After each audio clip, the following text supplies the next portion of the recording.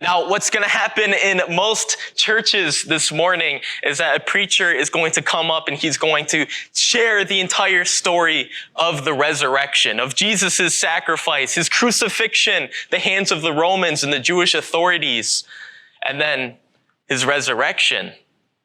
We're going to do things a little bit differently. And oftentimes at the end of that message, the preacher might kind of give a little bit of an emotional story, something that will tug at your heartstrings a little bit. And if there's a live worship band, we obviously don't have that, but if they're musicians, oftentimes they'll kind of just play some soft, quiet, emotional music underneath the story to really tug at your heart by the end of the message. And that's okay. That works for some people, but we're going to take a different approach this morning. Because I would like to appeal not at your emotions and not at your heart, but to your mind, to your logic, and to your reasoning. And to be upfront, obviously, I believe that the resurrection is an actual historic event that happened. Without that, there's no reason to believe in anything. But my motivation today isn't necessarily that you would walk away from this service believing in Jesus or calling yourself a Christian or saying, this is the church I want to be a part of. My motivation is to just get you to start asking questions, regardless of what you believe, whether you consider yourself a Christian, or as I like to say, a follower of Jesus, because Christian has somewhat lost its meaning, or you consider yourself an atheist, or, my family went to church, but it's not really for me, or honestly, I don't even really know what I believe. Regardless of those things, we can all start asking ourselves questions. And there's this topic that's been floating around the internet, especially for the last several years, called deconstruction. Spiritual deconstruction, or Christian deconstruction, or deconstructing your faith. And it's this basic idea, oftentimes, it's people will start to have questions about their faith, questions about church, about Christianity, about Jesus, or it may be an entirely different spiritual set of beliefs or religions. And they're faced with these questions, and they kind of just start picking apart at it. And oftentimes, those questions aren't answered. And it just leaves them to walk away from their faith. Maybe walk away from the church, walk away from organized religion, or walk away from Jesus. But deconstruction isn't necessarily a bad thing. Because if any of you know my story, I grew up in the church, I grew up a pastor's son. I was very ingrained in Christian and even religious culture. But once I became an adult, I went down this path of, I had all these questions, I had doubts, I had concerns. Sometimes the things that I saw Christians do didn't line up with what I know Jesus said. And so I entered a phase of spiritual deconstruction, where I took everything that I knew, or everything that I thought I knew, everything that I believed, everything I had been told, and I started to break it apart, examine it, look at all these things for what they actually are, question everything. I'm a very skeptical person, and to my fault, this isn't a good thing. I can also be a very cynical person. But I began to break it apart, but the result of that was not walking away from Jesus. I walked away from a lot of things. I walked away from a lot of things that are considered Christian or religious culture. But my faith in Jesus remained. In fact, that's the only thing that I claim to know 100%. Politics, no. Science, no. Like anything else, I don't know, and I'm okay with not knowing and continuing to grow. My opinions about certain issues and matters, they'll likely change as I grow and as I experience new things, and that's a good thing. But my faith in the identity of Jesus, a historical figure that changed the world and shaped all of Western civilization, that is stronger than ever. And my hope is that if you enter that phase, you could have a similar result. And maybe you won't. Maybe it'll look completely different, and that's okay. I'm willing to just trust God with the process. So this morning, as we begin, this is a 3-part conversation. We're going to be talking about deconstruction for the next 3 Sundays. But today we're just going to be posing the question, why do you believe? And I have 5 points that I'd like to share with you all today just about the topic of deconstruction. And the first point is this: we are all people of faith. Now, depending on your background, you might want to hesitate, push back a little bit. Let's look at what the definition of faith is. I looked this up, and there's 2 different definitions that I really liked. One is it's a complete trust or confidence in someone or something. Another definition is a firm belief in something for which there is no proof. We all have faith in something. You all came here today because you had faith that you weren't going to get in a horrible car accident on your way here. You probably didn't think about that, but if that was your concern, if you really thought that, you know what, I probably won't make it to the church alive, I hope you would have said, I'm not going, because I don't want that to happen to any of you. You all had faith. A couple of years ago, we all had this blind faith that life would just continue on as we know it, that society would continue to function as normal. And then spring of 2020 happened and everything was flipped upside down, and we realized how futile that faith was. That anything can change in a second. You have faith that whatever you believe about the world, about yourself, about science, about nature, about religion, about God, about politics, that the things you were told were true. You just trust the authority of others, and that's not a bad thing. But the question I want to pose to you, and the question, honestly, I want you to pose to yourself, is why do we believe the things that we believe? Because we all believe in something. And when we refuse to question our beliefs, when we refuse to examine them, the reasons behind them, and how it impacts our lives, there's a danger that we could become victims of harmful ideologies. That we could allow things that we think are true, that maybe aren't true, to shape the way, especially that we treat others. And if you believe something that causes you to mistreat someone, that's not something that's worth believing. 1 John 4:1 says, "Beloved, do not believe every spirit, but test the spirits to see whether they are from God. For many false prophets have gone out into the world." So if you're a follower of Jesus, if you consider yourself a Christian, we have no choice.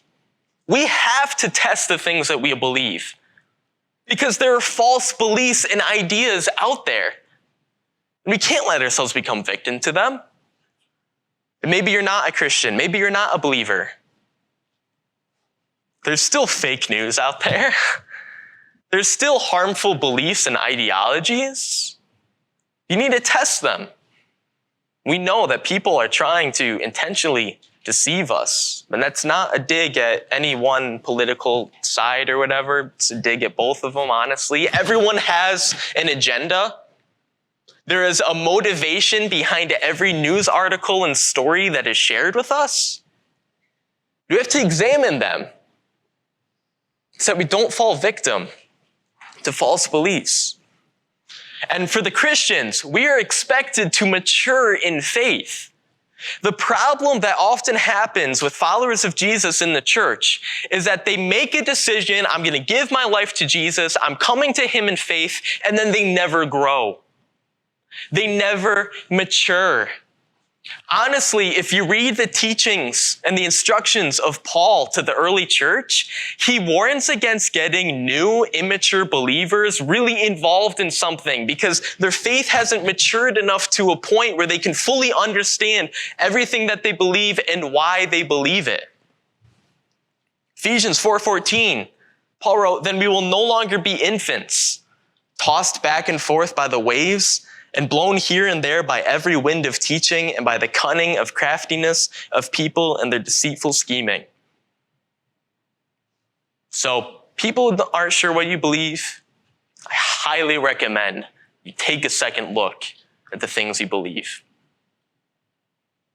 But those of you who follow Jesus, it's not optional. You need to examine your faith. And now, if you've grown up in a church, you might be a little hesitant about talking about deconstruction, as many churches are, but despite what you have heard, point 2, questions are not the enemy of belief. Questions are not the enemy of your faith. Questions are not the enemy of how you view yourself and the world around you. Unanswered questions can lead people to walk away from their faith. And again, I say faith as whichever way you define it, whether you consider yourself spiritual, religious, whatever. Unanswered questions is when that doubt can fester inside. Unanswered questions lead people to walk away from their faith. And this is where the church has often gotten it wrong. Many churches. Because people will start to have real adult questions, mature questions about their beliefs, about our traditions, about why they believe certain things. And too many people are afraid to answer that. The one cliche that I cannot stand is the Bible says it, that settles it. What that means is I don't really have the answer for you and I don't want to get into it right now. But we need to create an environment where people can ask their questions and engage in helpful dialogue and helpful discussion without fear of judgment and of being shut down. And I tell my friends know this, I'll answer any question that you have. And I don't always have the answers because I'm not expected to know all the answers. But I'll look into it. I'll come back. I'll think about it myself, figure out what I believe about whatever that is. I'll get back to you. Or, even better, let's look into it together. Let's talk about this. So when people have questions and the church isn't willing to answer, that leaves them one option: to walk away. And in some cases, we've just created an environment where people feel like if they have questions, that immediately means they have no faith. But that's not true. Having questions does not mean that you don't have faith. Having questions means that you want to dig in deeper, and that's a good thing, and that should be encouraged. And if you do read the words of the followers and friends of Jesus who wrote about his life, you know Jesus welcomes questions and responds to doubts. Jesus welcomes people's questions. I love the original 12 followers of Jesus because they were just like you and I. They had no idea what was happening. They spent day and night traveling around the world with Jesus, and they did not understand. They did not get what he was doing. They didn't really fully understand who he was. The real reason why a lot of people chose to follow Jesus during his ministry was because they thought that he was an earthly king. So they thought that he was going to overthrow the Roman Empire because the Jewish people at that time were under oppression by the Romans. And so they thought that here he is, here's our king. He's going to make everything better. And they honestly followed him because they thought they would have like a position of royalty. They even asked like, hey, can I sit on either side of you on the throne? They didn't know what he was doing. And constantly they asked questions. And people say there are no stupid questions. Read the things that Peter asked. Peter is hilarious. He's always asking questions. Jesus would tell this amazing story, and then Peter would be like, huh? Can you explain that to me again? And Jesus would explain to it. He didn't ridicule them for asking questions. He would go on to explain. He might have a little wink in the eye. He might, say something a little bit sarcastic to Peter. But he would respond to their questions. And there's this incredible story. This happened after Jesus was resurrected. After Jesus came back from the dead. It's important to note that the followers of Jesus did not think he was coming back from the dead. They thought he was dead and that he would do what every other dead person did. Stay dead. In fact, some of the followers, some of the women who followed Jesus, they went to just kind of help prepare Jesus's body for burial. And that's when they showed up a couple days later and his body's gone. And their first reaction wasn't what we might think, hallelujah, he raised from the dead. No, they're like, who took Jesus's body? Because they weren't expecting this. But Jesus appeared to them and they saw with their very own eyes that he was alive. And then Jesus showed up in a locked room because the followers of Jesus at this time were no longer followers of Jesus. They thought it was over and they were hiding for their lives because they thought what the officials did to Jesus, they were next. So they're hiding in this locked room, afraid of the Jewish officials and afraid of the Romans, when all of a sudden, Jesus pops up. And they see with their very own eyes that he's alive. Now, one of the 12 disciples, one of the original 12, Thomas, wasn't there. He wasn't in the room at the time. So he ends up coming back and meeting with all these people, and they tell him, so Jesus is alive. And he didn't believe it. In fact, so it says Thomas, also known as Didymus, that just means twin, not important. One of the 12 was not with the disciples when Jesus came. So the other disciples told him, we have seen the Lord. But he said to them, unless I see the nail marks in his hands and put my finger where the nails were and put my hand into his side, I will not believe. Now, because of this, Christian tradition has been a little bit harsh on Thomas. They gave him the nickname of Doubting Thomas, but if that defines who he is, then call me Doubting David. If you were to tell me someone was alive, I again would think that you're pulling a sick prank, probably what Thomas thought that they were doing. He said, no. Unless I see for myself, how do you expect me to believe? A week later, his disciples were in the house again, and Thomas was with them. Though the doors were locked, Jesus came and stood among them and said, peace be with you. Then he said to Thomas, put your finger here. See my hands. Reach out your hand and put it into my side, where the spear had pierced him. Stop doubting and believe. And it's easy for us to look at this kind of as a condemnation from Jesus, but it wasn't. He's just encouraging them, join your brothers. Because like they saw me, now you have seen me too. Thomas said, my Lord and my God. And Jesus said, because you have seen me, you have believed. Blessed are those who have not seen and yet have believed. And again, that's not a dig at Thomas.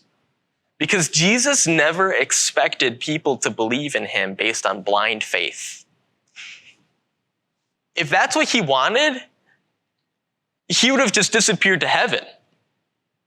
His body would have just been gone. And he would have just hoped that they would believe, but he didn't. He spent weeks appearing in front of so many people who had seen him die, like, hey, I'm here. From the very beginning, Jesus provided actual evidence that his believers may place their faith in, not just blind faith. Third point I want to share is deconstruction can lead to a more informed and focused faith.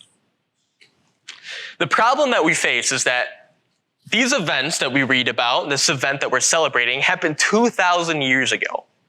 That's a long time. A lot of history has happened in the last 2,000 years.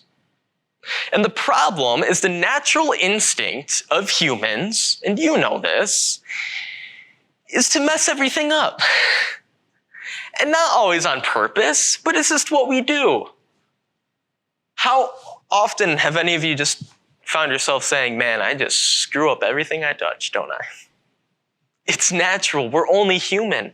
And so the faith that Jesus has given us in, or has given us to us, we've altered it. We've corrupted it. Sometimes unintentionally, but unfortunately, sometimes intentionally. Some people have weaponized this faith and turned it into a religion. People often will make comments about, I'm religious or whatever, and it's too much to explain in that moment. But if you actually know what Jesus said, he wasn't here to start a religion. In fact, the only people Jesus fought with while he was alive was the religious people. But as humans, our instinct was to turn it into a religion. Jesus had no commandments other than love your neighbor as yourself and follow me. But we've added all these laws and regulations. We've gatekeeped this belief in order to control others and advance our own will. That's why deconstruction is so important. Because there are some things many of us consider to be a key part of Christianity that actually isn't. It's man-made. It's human ideas. It's flawed beliefs. It's political agendas. That's why we have to take this thing that we call Christianity and break it apart and look back at the words of Jesus and say, is this actually a part of it? Because if it isn't, it's harmful. It's hurting others. It's dividing the church. It's making it to the point that outsiders don't want to be a part of this because it doesn't really seem like we know what we're for anymore. So we need to deconstruct. And the term Christian, lots of people have applied it to their own lives, but I just want to tell you, family history is not a good enough reason to call yourself a Christian. Oh, my grandmother was religious, so I guess that makes us Christian. No. My family goes to church on Easter and Christmas, so yeah, I'm a Christian. I went to Sunday school. I was confirmed, if you're a Catholic. Was baptized as a baby. So yeah. If you're forcing me to click a check mark, then yeah, I'm Christian. Or I'm a white American, so that means I'm a Christian. These are not good enough reasons to call yourself a Christian or follower of Jesus, because being a Christian is a personal decision that you must make for yourself. And let me just tell you, not enough pastors say this. There are things at stake. Being a follower of Jesus is going to cost you something. So don't just take the name in vain. Don't just flippantly consider yourself a Christian. It's a big deal. It's a decision you have to make. It's estimated that 31% of the world's population, some studies that I read, I think they're up to date, identify themselves as Christians, that they were just asked to fill out a box and like, yeah, I'm a Christian.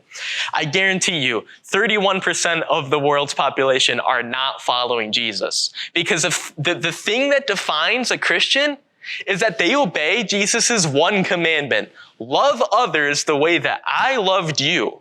If 31% of the world's population did that, the world would look drastically different.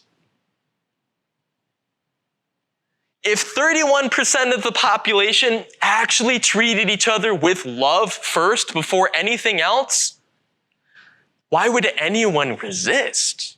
It wouldn't just be 31%, it'd be 100%, because who doesn't want to be a part of a community like that?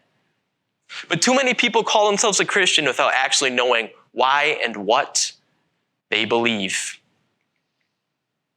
And it's led to the reputation that the church has is convoluted history. People pick out things like, okay, but the Crusades, or okay, but corruption in the church, okay, but the people who stand on street corners and yell at everyone that they're going to hell and that God hates them. Because people don't actually know what it is that they believe. And again, if you look at the words of Jesus and you read the words of his first followers, Jesus and his earliest followers advocated for deconstruction. Paul wrote in 2 Corinthians, examine yourselves to see whether you are in the faith. Test yourselves. Take what you believe, break it apart, and examine, is this actually what Jesus said? And do I actually believe these things? Jesus himself said, ask and it will be given to you. Seek and you will find. Knock and the door will be open to you. For everyone who asks receives, the one who seeks finds, and to the one who knocks, the door will be opened. I believe without a shadow of a doubt that if you enter this journey of actually seeking answers, not just posing questions, but seeking truth, that God will be faithful enough to provide you with the answers, as he did with Thomas. Thomas said, I need this evidence to believe, and Jesus said, okay, here you go.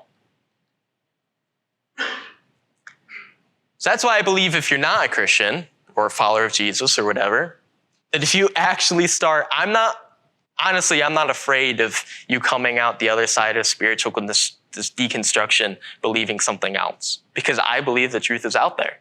And I believe that if you earnestly look for the answers, you're going to find them. And this is just my opinion. So don't get too offended. It's just my opinion. But I believe the American church needs to enter a period of spiritual deconstruction. I believe the American church needs to take a good, hard look in the mirror and say, are we actually saying what we believe? Are we actually doing what we believe? Do we actually know what we believe? And if you've been resistant to the church, or anyone listening online who doesn't like church, doesn't like Christians, I think you'll like this next part. But I need to be honest with those of us who call ourselves Christians. We have filtered the words of Jesus through our own self-serving ideologies. We have used our God-given freedom to advance our own rights, our own interests, rather than promote and serve the needs of others as Jesus commanded. We have taken the name of Christ in vain to win income and elections, rather than win souls. Jesus said moments before he died, by this everyone will know that you are my disciples, if you love one another.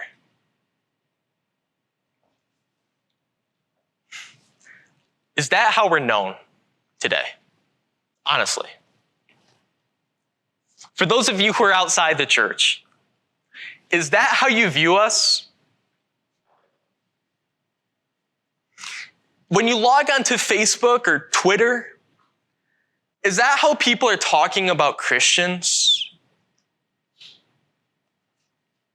Because the first followers of Jesus, they got it right. That's how people viewed them. And that's why people wanted to be a part of it, despite the fact that they were murdered for it. It was too irresistible. They're weird. They're crazy. They believe some wild things. But look at how they treat others. I want to be a part of that.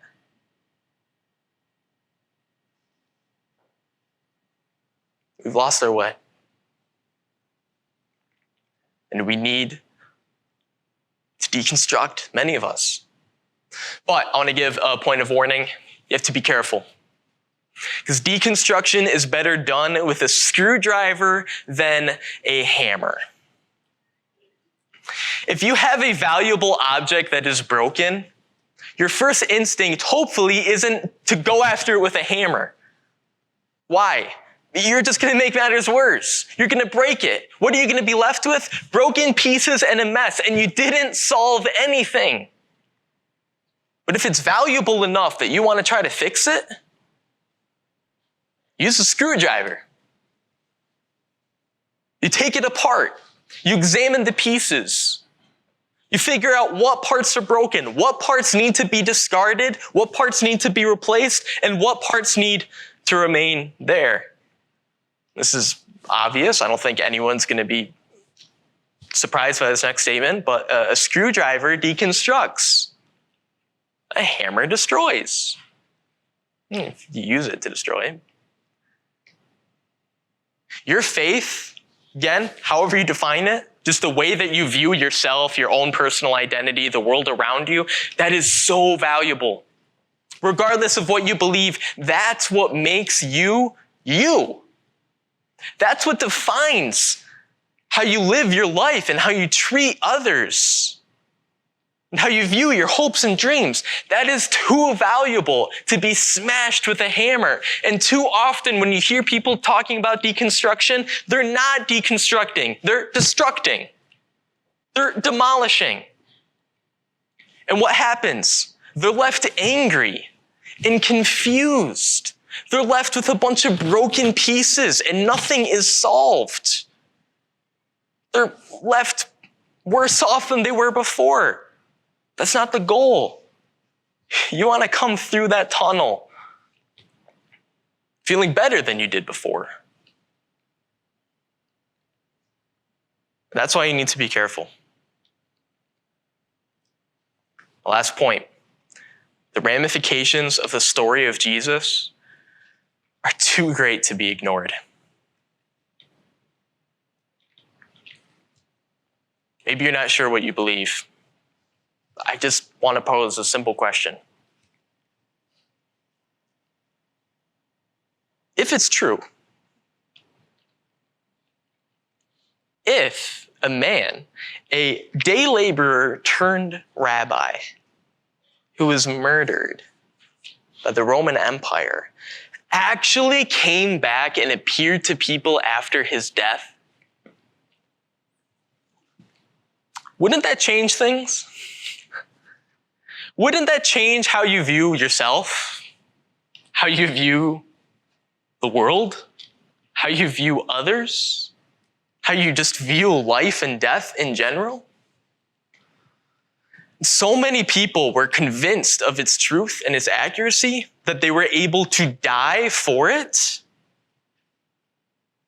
Don't you owe it to yourself to take a deeper look? Maybe you'll look at it and you'll say, you know what, I still don't believe. That's okay. But you owe it to yourself to examine. And I understand that a lot of us are hesitant. I love this quote from Andy Stanley. This is paraphrase. I try to remember it the best way he said. He said, if the version of Christianity you grew up with didn't seem like good news, then you grew up with the wrong version.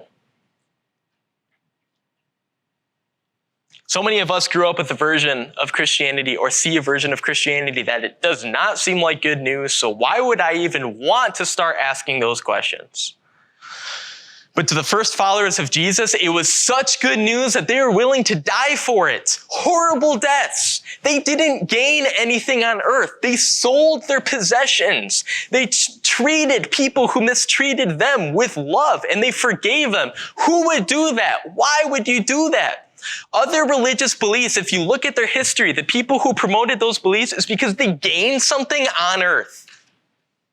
They gained some type of worldly possession or renown or money or whatever. It satisfied their human cravings. That did not happen to the first followers of Jesus who were murdered by the Roman Empire, who were stoned outside of the gates of their cities, who were burned on fire. Why would they continue to believe that in the face of such danger and death and destruction if they knew that it wasn't true? Now, let's be clear. Wanting something to be true doesn't necessarily make it true, right? We all know that. And that's not what Christianity is about. It's not just wanting it to be true, so, I'll believe it. I want processed sugar to be good for my life. I want doctors to come out and say, you can eat as much sugar as you want and nothing bad will happen to you. That doesn't make it true. But if you don't want something to be true, then you're going to be resistant to it, right? I don't want to believe that it's true. And so I just want to encourage you to start actually looking at the words that Jesus said, because it was good news for everyone. And if you're resistant to it, it's probably because you don't see it as good news.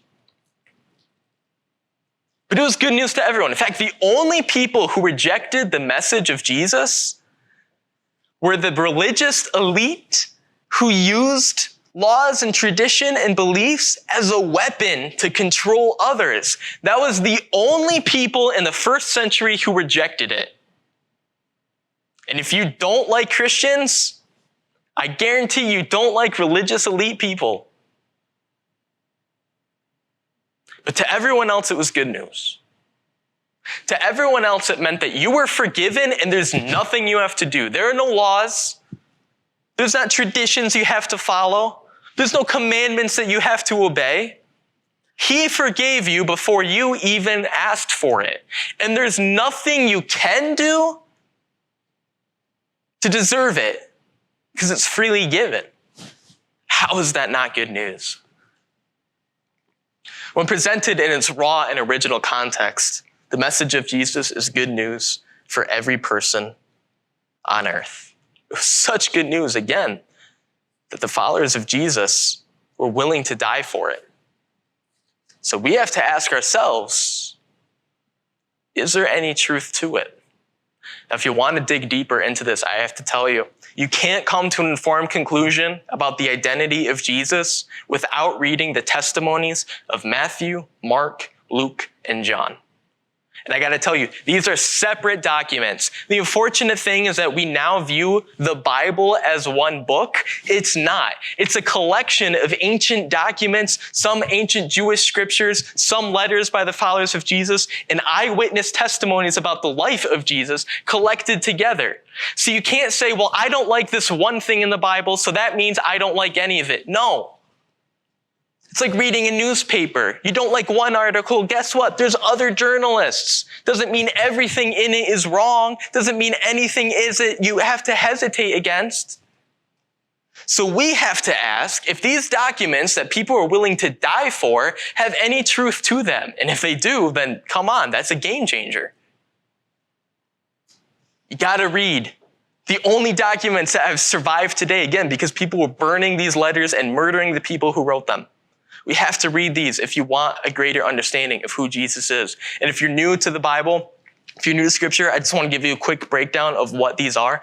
The Gospel of Matthew is a documentation of how Jesus fulfilled the ancient Jewish prophecies and scriptures. Matthew was a tax collector. The Jews hated him, but Jesus invited him to follow him anyways. He was with Jesus throughout his entire ministry. And later he wrote this as a letter to other Jewish people, picking apart these ancient Jewish scriptures and literature and saying, see, he did this. See, he did this. See, he did this.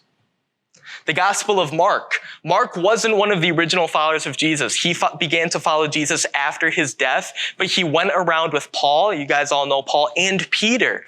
And the Gospel of Mark is likely the written account of Peter's perspective of the life of Jesus. Now, Peter, as you know, probably know, was a fisherman. He was also most likely illiterate. He could not write the story by himself. So he needed someone to document it for him, document the things that he saw. And that's where Mark came in.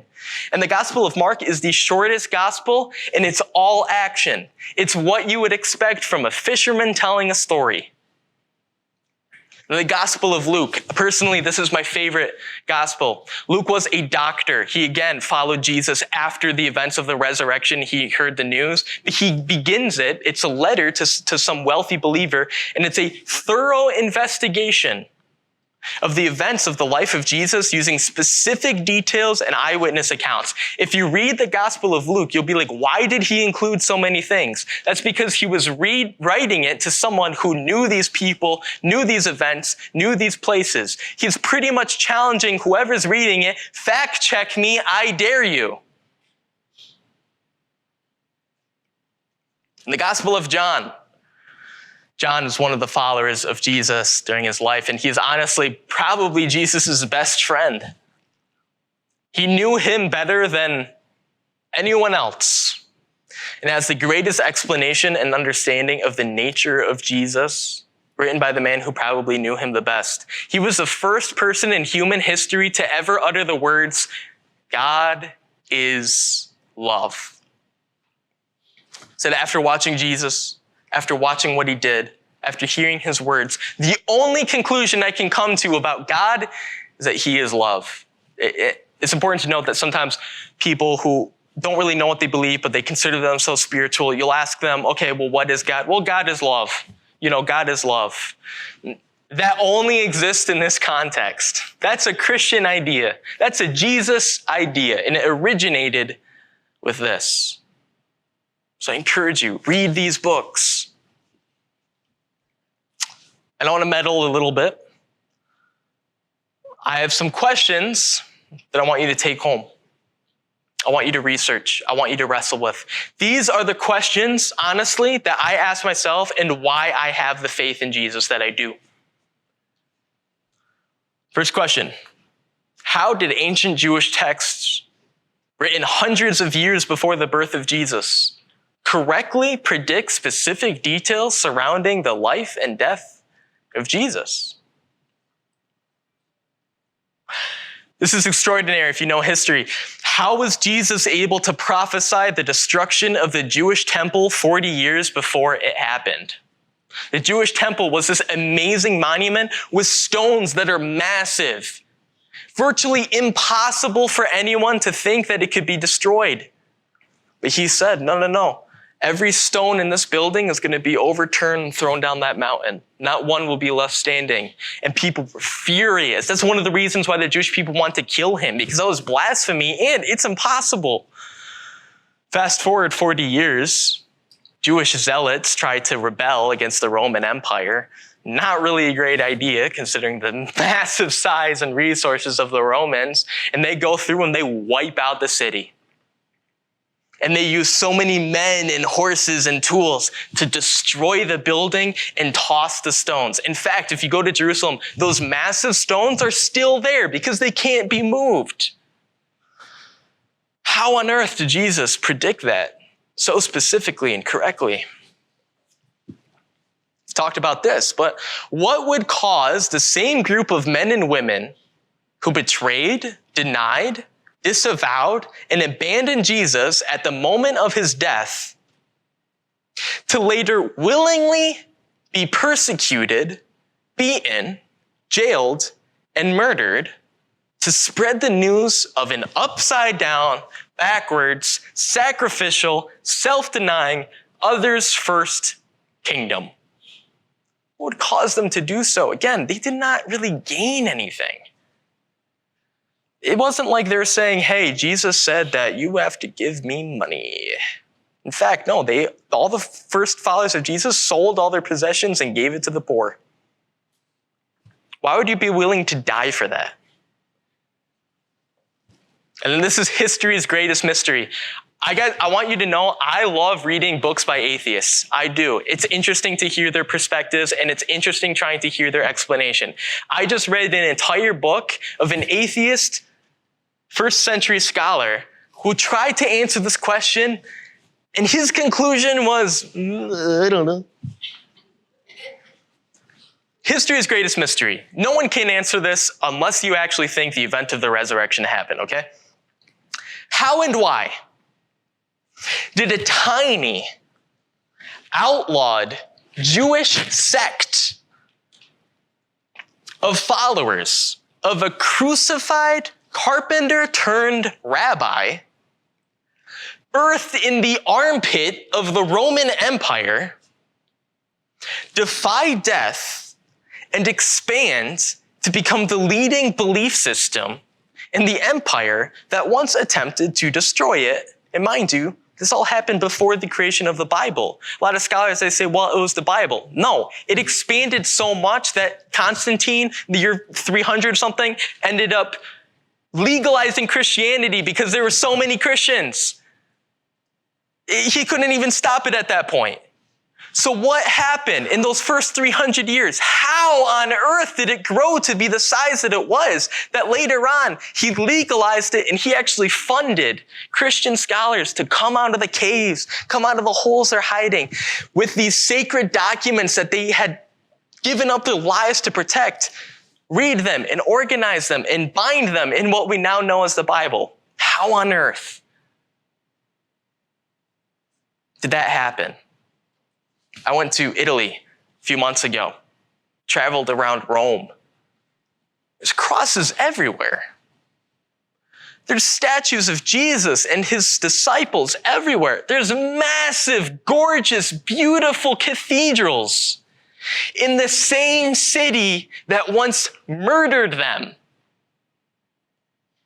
But the same government that crucified him. The point of crucifixion is to wipe you away from history. We don't know the names of any other person who was ever crucified because it's so shameful. It's saying this person is disgusting. This person is worthless. How on earth did the story and reputation of Jesus survive that when no one else did? How many Jewish rabbis from the first century do you know the names of? There's lots. How many carpenters for the first century do you know the name of? Pilate, the Jewish official, or the Roman official who oversaw the death of Jesus? We don't even know that much about him because even he has faded from history. But the story of Jesus remained. How on earth? Again, maybe the result of asking these questions at the end of the tunnel, maybe it'll look different than mine. Maybe you'll come out the other side saying, I investigated it, I looked into it, David. Thanks for those resources, thanks for those tips. I just still don't believe it. You know what? That's okay. Because at least you did the work. At least you looked into it. But I believe if we ask, if we seek, and if we knock, that Jesus will be faithful to answer our questions and respond to our doubts. Now, I'm not just going to leave you with this. On our website, lamsonroad.church/deconstruct, we have compiled a list of resources that are valuable to answering these questions. Different tips and videos and books and everything. I'm going to keep adding to it because there's other stuff that I want to add to it. But I encourage you to look into those things and dig deeper. If you have questions, please ask me. I love talking about this stuff. This is what I'm really devoting my life to. But you owe it to yourself to find out if there's any truth to it. Maybe there isn't. You owe it to yourself to find out. Another thing to help you, free screwdrivers. They're out on the table as you leave. You can pick one up. Little portable screwdrivers, has our website on it. Just as a reminder that when you're faced with questions and when you're faced with doubts, don't abandon them. Don't let them fester. Don't destroy them. Deconstruct. Dig deeper. And next week, we're going to continue our conversation, and I'm going to be sharing a bunch of the main reasons why people walk away from the faith and why they don't need to be part of it to begin with. I hope you'll join us for that.